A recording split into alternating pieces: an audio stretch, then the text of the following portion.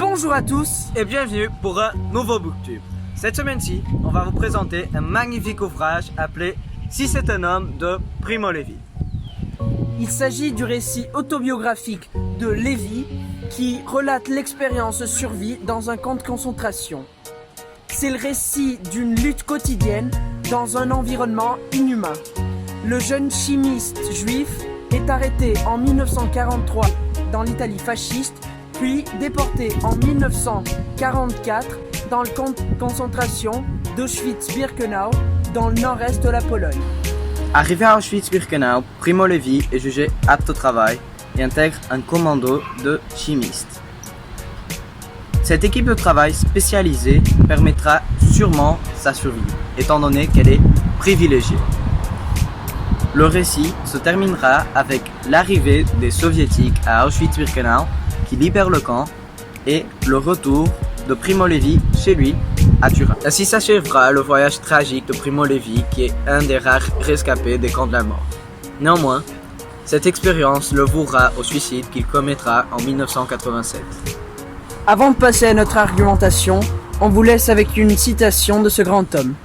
Malheur à celui qui rêve, le réveil est la pire des souffrances. Bonjour à tous, je vais maintenant vous lire un extrait relatant l'arrivée de l'hiver par Primo Levi. Nous avons lutté de toutes nos forces pour empêcher l'hiver de venir. Nous nous sommes agrippés à toutes les heures tièdes. À chaque crépuscule, nous avons cherché à retenir encore un peu le soleil dans le ciel. Mais tout a été inutile. Hier soir, le soleil s'est irrévocablement couché dans un enchevêtrement de brouillard sale, de cheminées d'usine et de fils. Ce matin, c'est l'hiver. Par rapport à notre avis sur cette œuvre, nous pouvons dire que ce livre a véritablement marqué nos esprits.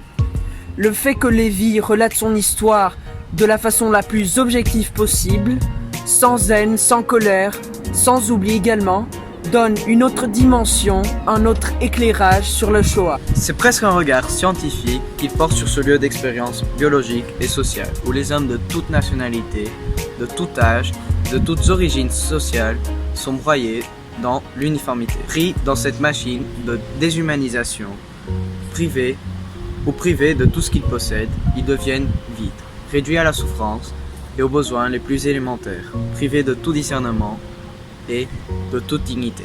Ceci dit, l'œuvre se doit d'avoir une portée universelle pour prévenir et dénoncer de tels actes inhumains. Nous conseillons ce livre à tous ceux qui souhaitent lire pour élargir leurs connaissances ainsi que leur bagage culturel.